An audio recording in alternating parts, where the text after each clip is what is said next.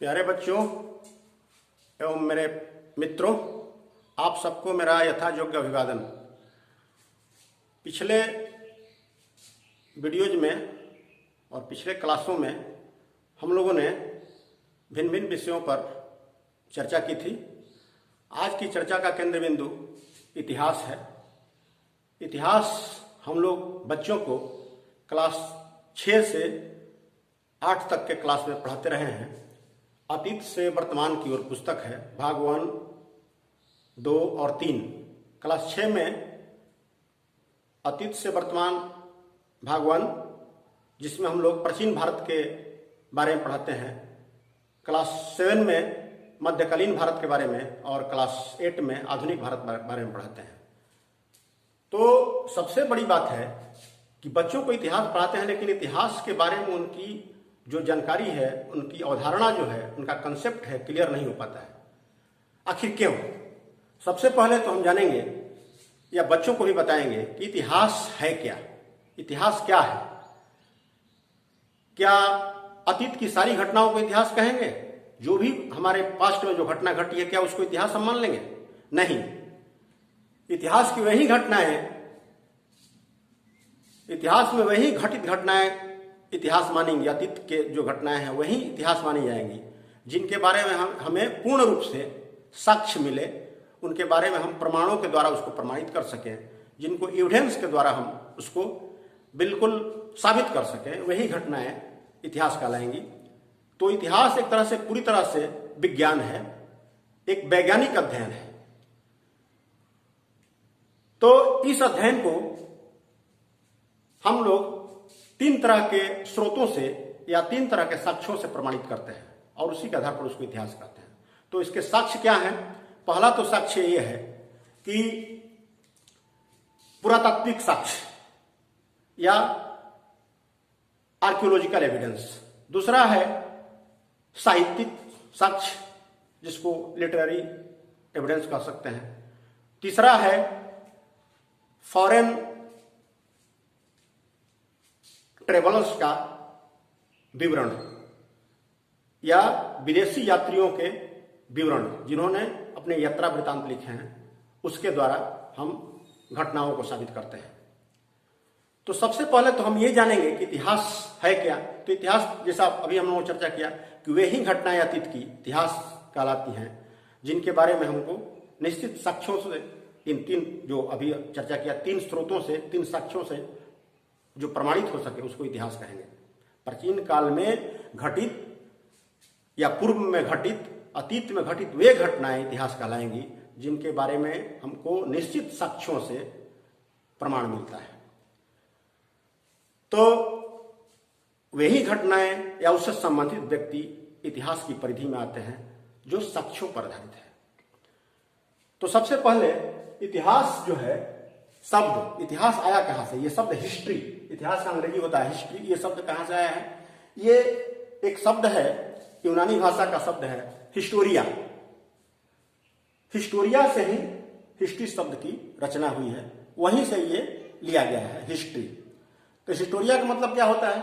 Historia का मतलब होता है वे जानकारी या वे ज्ञान जो कि हमको छानबीन करके या उसकी सही जांच पड़ताल करके हमको वे जानकारी प्राप्त हुई है, उसको हिस्ट्री कहते हैं। हिस्टोरिया सब जो है वे घटनाएं, वे जानकारी, वे ज्ञान जो जांच पड़ताल के बाद प्राप्त हुआ है, उसको हिस्टोरिया कहते हैं। उसी से हिस्ट्री लिया गया है, इसीलिए अतीत की घटनाएं हैं। तो इस हिस्टोरिया शब्द के बारे में, प्राचीन घटनाओं के बारे में सबसे पहला जानकारी, प्रमाणिक जानकारी देता है एक यात्री है, एक इतिहासकार है, हेरोडोटस। हेरोडोटस भी यूनान का ही है, वही ग्रीक का। जिस भाषा से हिस्टोरिया आया है, वही का ये इतिहासकार है, वही का विद्वान है हेरोडोटस, जिसने सबसे पहले अपनी पुस्तक लिखी हिस्टोरिका। हिस्टोरिका में उसने हिस्टोरिका में सबसे पहले उन्होंने अतीत में घटित हुई बहुत सारी घटनाओं का वर्णन किया और इतिहास लेखन की शुरुआत की। तो हेरोडोटस को इसीलिए इतिहास का पिता भी कहा जाता है, या फादर ऑफ द हिस्ट्री कहते हैं इसको, हेरोडोटस को। तब से इतिहास लेखन शुरू होता है। तो इतिहास को हम पढ़ने के ख्याल से अध्ययन की सुविधा के लिए 3 भागों में बांटते हैं, जिसको प्राचीन काल, मध्यकाल और आधुनिक काल के रूप में हम चित्रित करते हैं। इस फ्लो चार्ट के माध्यम से हमने चित्रित किया है इसको। तो प्राचीन काल के इतिहास को भी फिर हम 3 भाग में बांटते हैं। कौन कौन? प्राग ऐतिहासिक काल, जिसको प्री हिस्टोरिक पीरियड कहते हैं, आद्य ऐतिहासिक काल, जिसको प्रोटो हिस्टोरिक पीरियड कहते हैं, और ऐतिहासिक काल, जिसको हिस्टोरिक पीरियड कहते हैं। और इसका, इन सभी कालों का एक निश्चित कालखंड है, एक टाइमलाइन है, जिसमें हम प्राग ऐतिहासिक काल को अज्ञात काल से, जिसकी हमको पूरी कोई जानकारी नहीं है उस काल के बारे में, उस समय के बारे में, तो अज्ञात काल से लेकर के 2500 ईसा पूर्व, ईसा के जन्म से 2500 वर्ष पूर्व तक के इतिहास को प्राग ऐतिहासिक काल कहते हैं, प्री हिस्टोरिक पीरियड कहते हैं। और फिर प्री हिस्टोरिक पीरियड को भी हम 2 भागों में बांटते हैं। इसको पाषाण काल कहते हैं, या दूसरे को ताम्र पाषाण काल कहते हैं। पाषाण काल में स्टोन एज, और इसको कहते हैं चाल्कोलिथिक एज। ताम्र पाषाण काल, चाल्कोलिथिक, तांबा और स्टोन दोनों मिलाकर के जो ये काल बना, उसको चाल्कोलिथिक पीरियड कहते हैं। पाषाण काल को फिर हम 3 पीरियड में बांटते हैं। पूर्व पाषाण काल, जिसको पैलियोलिथिक काल कहते हैं, मध्य पाषाण काल, जिसको मेसोलिथिक पीरियड कहते हैं, और नव पाषाण काल, जिसको नियोलिथिक पीरियड कहते हैं। इसका भी अलग अलग कालखंड है। अज्ञात काल से लेकर 8000 BC तक, ईसा के 8000 वर्ष पूर्व तक के काल को हम लोग पूर्व पाषाण काल कहते हैं। मध्य पाषाण काल कहते हैं 8000 BC से लेकर के, ईसा के 8000 वर्ष पूर्व से लेकर के 4000 वर्ष पूर्व तक के इतिहास को हम लोग मध्य पाषाण काल पढ़ते हैं। और इसके बाद नव पाषाण काल या नियोलिथिक पीरियड शुरू होता है, जिसको 4000 वर्ष पूर्व से लेकर के 2500 वर्ष पूर्व या 2500 वर्ष पूर्व तक के इतिहास को हम नव पाषाण काल कहते हैं। नियोलिथिक मतलब ये तीनों काल पत्थरों के अवशेष के आधार पर इसको बांटा गया है। इसमें जितने भी प्रमाण हमको मिले हैं, इसमें कोई लिखित प्रमाण नहीं है, इसका कोई लिखित प्रमाण नहीं है, सिर्फ अवशेष है, रिमेन्स है, प्राचीन रिमेन्स या पत्थरों के अवशेष मिले हैं, जो औजार मिले हैं, टूल्स मिले हैं, उसके आधार पर इसको हम आर्टिफैक्ट जो कहते हैं उसको मिले हैं, उसके आधार पर हम तीनों कालों का वर्णन किए हैं। इस प्री हिस्ट्री में आता है। तो प्री हिस्ट्री या प्राग इतिहास वह इतिहास का वह काल है जिसकी कोई लिखित जानकारी हमको नहीं मिली है, जिसकी कोई लिखित जानकारी नहीं मिलती है, सिर्फ आर्टिफैक्ट्स के आधार पर या प्रस्तर के उपकरणों के आधार पर, पाषाण उपकरणों के आधार पर इसको हम प्रमाणित करते हैं। या फॉसिल्स एविडेंस, जो जीवाश्म अवशेष हैं, उनके आधार पर इसको प्रमाणित करते हैं। दूसरा है, इसी काल में प्री हिस्टोरिक पीरियड में ही शुरू हो जाता है ये ताम्र पाषाण काल। तांबा का आविष्कार हो जाता है इसमें, और तांबा के साथ पत्थरों को मिलाकर के औजार बनाया जाने लगा। इसको हमको चाल्कोलिथिक पीरियड कहते हैं। इतिहास का दूसरा जो पार्ट है, प्राचीन भारत के प्राचीन काल के इतिहास का दूसरा जो पार्ट है, उसको आद्य ऐतिहासिक काल कहते हैं। आद्य ऐतिहासिक काल किसको कहते हैं? इसी काल के अंत में, लगभग नव पाषाण काल के अंत में ये शुरू होता है, लिपि का आविष्कार हो जाता है, स्क्रिप्ट का आविष्कार हो जाता है, और स्क्रिप्ट के साथ ही इसमें ये आद्य ऐतिहासिक काल की शुरुआत हो जाती है, प्रोटो हिस्टोरिक पीरियड की शुरुआत हो जाती है। हालांकि लिपि मिलती है, लिखित विवरण मिलता है हमको, लेकिन वो लिपि अभी तक पढ़ी नहीं जा सकती है, अभी तक किसी ने पढ़ा नहीं है उसको लिपि को। तो इस जो आद्य ऐतिहासिक काल है या प्रोटो हिस्टोरिक पीरियड है, इसके बारे में भी जो हमको जानकारी जो मिली है इतिहास की, वो भी अंततः हमको निर्भर रहना पड़ता है किस पर? हमको आर्कियोलॉजिकल एविडेंस पर ही निर्भर रहना पड़ता है। लिखित इसका इतिहास नहीं मिलता है। आर्कियोलॉजिकल एविडेंस मीन्स उसमें अब आ गए पत्थर के औजार, मूर्तियां, शिल्प आदि सब। तो हड़प्पा जो संस्कृति है, हड़प्पा जो काल है या सिंधु सभ्यता जिसको कहते हैं, वो इसी पीरियड में आता है, आद्य ऐतिहासिक काल में। इसमें लिखित हड़प्पा काल के हमको लिखित इतिहास मिलते हैं, लेकिन उसको पढ़ा नहीं जा सका अभी तक। इसलिए उसको प्रोटो कहते हैं, प्रोटो हिस्टोरिक पीरियड। और ले दे करके इस पीरियड में भी हम हड़प्पा काल के इतिहास को भी हम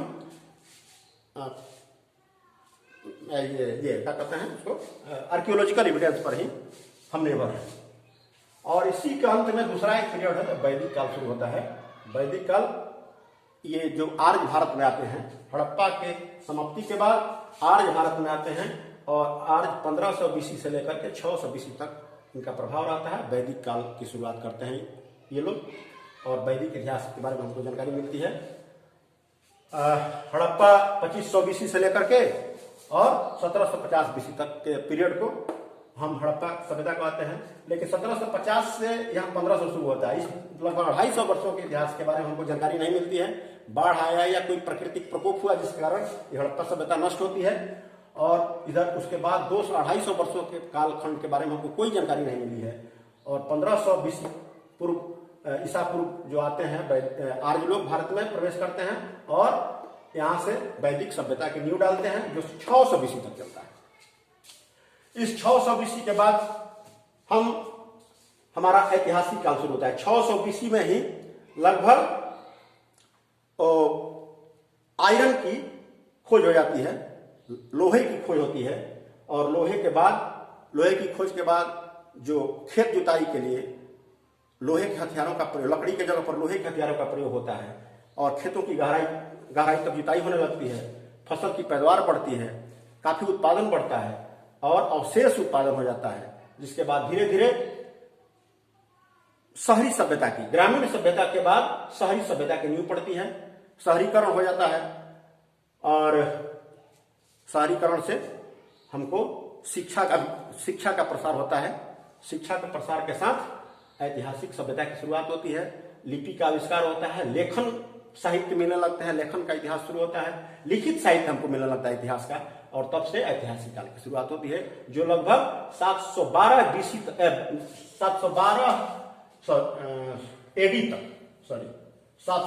AD तक चलता है। ये AD ऐतिहासिक काल शुरू होता है 712 में, जब मोहम्मद बिन कासिम आता है भारत में, अरब से आक्रमणकारी के रूप में भारत में आता है, आक्रमण करता है और यहाँ पर अपना शासन स्थापित करता है। तब से हम मध्यकालीन भारत में प्रवेश कर जाते हैं। और ये मध्यकालीन भारत लगभग 1707 AD तक चलता है। ईसा के बाद 1707 AD तक चलता है मध्यकालीन भारत, ईस्वी तक। कब तक? जब औरंगजेब की मृत्यु होती है 1707 में, तब ये मध्यकालीन भारत खत्म होता है। और 1707 से औरंगजेब की मृत्यु के बाद से 1947 तक, यानी हमारा जो भारत आजाद होता है, तब तक हम आधुनिक भारत में रहते हैं। तो ये हमारा इतिहास हुआ प्राचीन काल से लेकर के आधुनिक काल तक। एक ब्रीफ उसका हमने अवलोकन किया, एक संक्षिप्त अवलोकन किया। इसके बाद हम और आगे देखते हैं क्या होता है। 600 BC के आसपास, ईसा के 600 BC के आसपास जब लोहे की खोज होती है, तो एक जबरदस्त क्रांति शुरू होती है सभ्यता में। और खेती में जो अतिरिक्त उत्पादन बढ़ता है, उसके कारण लोगों को अवकाश मिलता है, लीजर टाइम मिलता है और कलाओं का और शिक्षा का विस्तार होता है। और शिक्षा के विस्तार के साथ लेखन जब शुरू होती है, तो इतिहास का ऐतिहासिक पीरियड की शुरुआत होती है। ऐतिहासिक पीरियड के बाद जो इसी पीरियड में 600 BC के आसपास जो धार्मिक आंदोलन कई शुरू होते हैं, जैन धर्म, बौद्ध धर्म, भागवत धर्म, शैव धर्म, वैष्णव धर्म आदि कई धार्मिक आंदोलन होते हैं और इसमें धर्म की शुरुआत होती है। और इसके बाद इसी पीरियड में लोहे का आविष्कार, राजवंशों की शुरुआत होती है। कई डायनेस्टी जाते हैं इसमें, जैसे महाजनपद का जो 16 जनपद हैं महाजनपद, उसमें काशी, कोसल, ये मगध, वज्जी, चेदी वंश, 16 जो महाजनपद है इसी पीरियड में आते हैं। और इसी में जो अंत में सबको पराजित करके, हरा करके पूरे भारत पर एक तरह से मगध साम्राज्य कायम होता है। मगध साम्राज्य में जो इसमें विभिन्न वंश राज करते हैं, हर्यक वंश, शिशुनाग वंश है, नंद वंश है, मौर्य वंश है। उसके बाद गुप्त पीरियड आता है और गुप्त पीरियड की समाप्ति होती है। उसी के साथ ये हमारा प्राचीन भारत खत्म होता है। प्राचीन गुप्त पीरियड तक प्राचीन भारत रहता है और उसके बाद प्राचीन भारत खत्म होता है। और इस काल में, प्राचीन काल में जितने भी राजा हुए, जितने भी डायनेस्टी हुए, उसमें हिंदू राजा राज किए। लगभग सारे हिंदू राजा थे, इसलिए इसको हिंदू काल का इतिहास भी कहते हैं प्राचीन भारत को।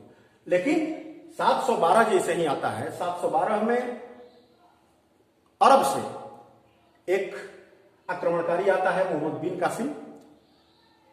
क्योंकि अरब में उस समय तक इस्लाम धर्म का उदय हो चुका था और मोहम्मद साहब जो हैं, हजरत मोहम्मद साहब, उनकी मृत्यु के बाद पूरे दुनिया पर इस्लाम धर्म के अनुसार मुसलमान आक्रमणकारी पूरे दुनिया में जाते हैं और ये अपना धर्म का प्रचार करने के लिए जाते हैं और शासन स्थापित करते हैं। तो उसी क्रम में भारत में मोहम्मद बिन कासिम आता है 712 एडी में और यहां पर अपना राज कायम करता है और लगभग 2 वर्ष तक रहता है। और इसी पीरियड में 712 के बाद 2 तुर्क आक्रमण होते हैं। 2 तुर्क आक्रमण में मोहम्मद गजनवी आता है और मोहम्मद गोरी, ये 2 तुर्क आक्रमण होते हैं। गजनवी तो भारत में जो सोमनाथ का मंदिर है उसको लूटा और बहुत अत्याचार किया और धन लूटपाट करके ले गया यहाँ पर। गोरी आया, गोरी ने यहाँ पर अपना साम्राज्य कायम किया। तराइन के 2 युद्धों के बाद उसने यहाँ पर अपना राज्य स्थापित किया और 1200 तराइन के जो 1191 और 1192 के जो 2 युद्ध हुए, उस समय के भारत के हिंदू राजा थे, ये चौहान वंश का राजा, उनके साथ इसका युद्ध होता है मोहम्मद गोरी का और यहाँ पर गोरी का राज्य स्थापित होता है। और उसके बाद गोरी का ही एक गुलाम और उसका दामाद जो होता है कुतुबुद्दीन ऐबक यहाँ पर अपना राज्य स्थापित करता है और वहीं से दिल्ली सल्तनत की शुरुआत हो जाती है। दिल्ली सल्तनत लगभग 712 ईस्वी से लेकर 1206 से 1526 तक दिल्ली सल्तनत चलता है। दिल्ली सल्तनत में गुलाम वंश है, खिलजी वंश है, लोदी वंश है, सैयद वंश है, ये सब दिल्ली सल्तनत में चलते हैं 1526 ईस्वी तक। 1526 में ही एक और तुर्क आक्रमणकारी आता है यहाँ पर बाबर नाम से और उसका युद्ध होता है और दिल्ली सल्तनत का खात्मा होता है। बाबर यहाँ पर अपना शासन स्थापित करता है मुगल वंश के नाम से और तब से 1526 से लेकर के 1707 तक मुगलों का शासन चलता है। 1707 में जब जो बहुत निर्दयी शासक था ये औरंगजेब, उसकी मृत्यु होती है और यहाँ पर मुगल शासन बहुत कमजोर हो जाता है। लेकिन अभी खत्म नहीं होता है। 1707 से लेकर के 1857 तक 1857 तक ये ऐसा पीरियड है जिसमें यूरोपियों का उत्थान होता है। यूरोपियन आते हैं यहाँ पर और 1757 में पलासी का युद्ध होता है। अंग्रेज यहाँ पर विजयी होते हैं और उनका पूर्ण यहाँ पर भारत में साम्राज्य स्थापित हो जाता है और लगभग 1757 से 1857 तक वे पूरी तरह भारत को लूटते हैं, शोषण करते हैं। यहाँ के संसाधनों का दोहन करते हैं और इंग्लैंड ले जाते हैं। इसके बाद उनके शासन से तंग आकर के, उनके शोषण से तंग आकर के 1857 में प्रथम स्वतंत्रता संग्राम का विद्रोह होता है, एक विद्रोह होता है, रिवोल्ट होता है मंगल पांडे के नेतृत्व में और अन्य लोगों के नेतृत्व में। और वहां से जब विद्रोह शुरू हुआ तो अंग्रेजों ने, जो पहले ईस्ट इंडिया कंपनी का शासन था अब तक, उस शासन को सीधे अपने हाथ में ले लेती है ब्रिटेन की महारानी विक्टोरिया, और इसको वायसराय के द्वारा 1857 से वायसराय के द्वारा जो महारानी विक्टोरिया के प्रतिनिधि यहां पर बनते हैं उनके द्वारा अपना शासन सीधे करती है। अब ईस्ट इंडिया कंपनी का प्रशासन नहीं बल्कि महारानी विक्टोरिया का शासन सीधे चलता है प्रतिनिधियों के द्वारा, जो वायसराय कहलाते हैं। और फर्स्ट वायसराय के रूप में यहां पर लॉर्ड कैनिंग आता है। उसके बाद ये क्रम 1947 तक चलता है। इस पीरियड में 1857 से 1947 के पीरियड में लगभग 90 वर्षों के काल में भारत में बहुत सारे सुधार भी होते हैं, और असल में ये भारतीय स्वतंत्रता संग्राम का आंदोलन कहलाता है। ये नेशनल मूवमेंट इसी में जोर पकड़ता है। कांग्रेस का गठन होता है 1885 में, 1906 में मुस्लिम लीग का गठन होता है, कांग्रेस के गर्म और नरम दल आते हैं और आंदोलन जोर पकड़ता है। इस पीरियड में वायसरायों, विभिन्न वायसराय के द्वारा बहुत सारे धार्मिक, सामाजिक, प्रशासनिक सुधार भी होता है। उसी में शिक्षा का सुधार होता है, रेल विभाग का सुधार होता है, रेल डाक तार का सुधार होता है, और कई तरह के और सुधार होते हैं। और इस तरह से जो हमारा नेशनल मूवमेंट शुरू होता है उसमें पूरा इसका विस्तार हो जाता है, और भारत से 1947 में अंग्रेजों का यहाँ से खत्मा होता है, भारत आजाद होता है। और इसके साथ ही हमारा आधुनिक भारत का इतिहास पूरा होता है। लेकिन अभी भी आधुनिक भारत का इतिहास तो पूरा हो गया वहां पर, लेकिन ये चलता है लगभग आधुनिक भारत, जिसको हम समसामयिक भारत के रूप में लेते हैं, 1964 तक। जब जवाहरलाल नेहरू की मृत्यु होती है उस समय तक समसामयिक भारत के रूप में 1947 से लेकर उस समय तक भारत का इतिहास विभिन्न तरह के, अपना आजादी के बाद भारत में बहुत सारे सामाजिक, धार्मिक और अपनी संस्थाओं का निर्माण होता है। भारतीय संस्थाओं का निर्माण होता है देश को आगे बढ़ाने के लिए। पंचवर्षीय योजना शुरू होती है, विभिन्न तरह के स्कूल, कॉलेजेस, बांध बनाए जाते हैं, और भारत, एक आधुनिक भारत की नींव रखी जाती है। तो ये 1964 तक चलता है, जिसको हम समसामयिक भारत के रूप में ले सकते हैं, कंटेम्पररी इंडिया, और ये यहां तक आधुनिक भारत चलता है। तो अब हम यहीं तक इसी परिप्रेक्ष्य में इतिहास को पढ़ेंगे और प्राचीन, मध्यकालीन और आधुनिक भारत के रूप में इसको समझेंगे। धन्यवाद, बहुत बहुत धन्यवाद।